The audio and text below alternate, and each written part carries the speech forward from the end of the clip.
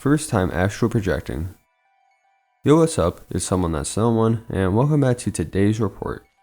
Today's report was sent in by Cyrus, where he describes his astral projection experience. And here's the full report details.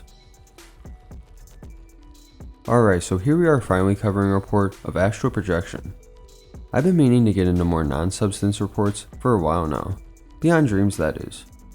And this report here is actually from my old college roommate. And I remember him telling me about this in person, so it is pretty awesome to be making this video.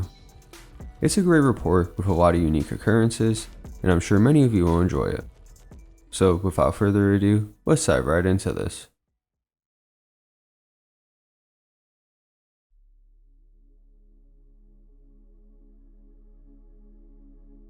I want to start this story by saying I've been astral projecting for 4 years as of writing this.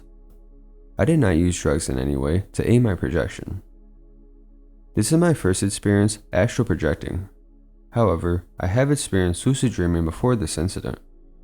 I have been practicing methods of astral projection during this time, but at this point, none of them work for me yet. This is how I entered the astral realm through lucid dreaming.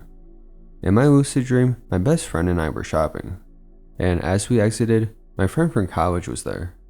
I'm not sure how, but that's when I realized I was dreaming and told her it was a dream. From there, I demanded myself to wake up. As I came out of my lucid dream, I immediately felt intense vibrating throughout my body. I thought to myself that it must be sleep paralysis.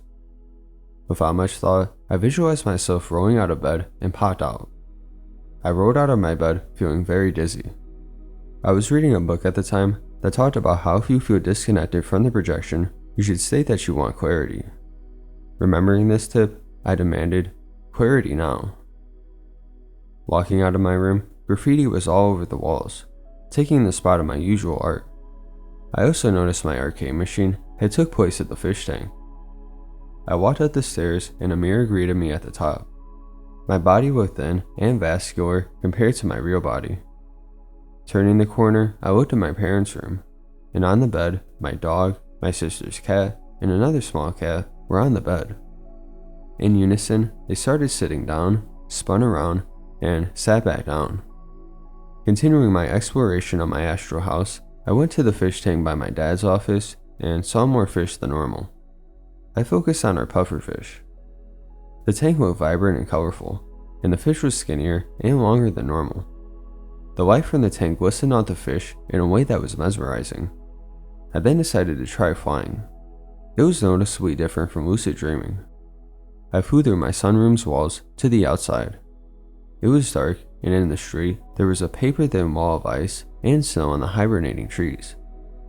This was noteworthy, considering I had this projection during the summer. In the middle of the street, there was a shaggy-looking dog, similar in appearance to a Doberman. I hovered above him while he looked at me. Seconds later, I returned to my body.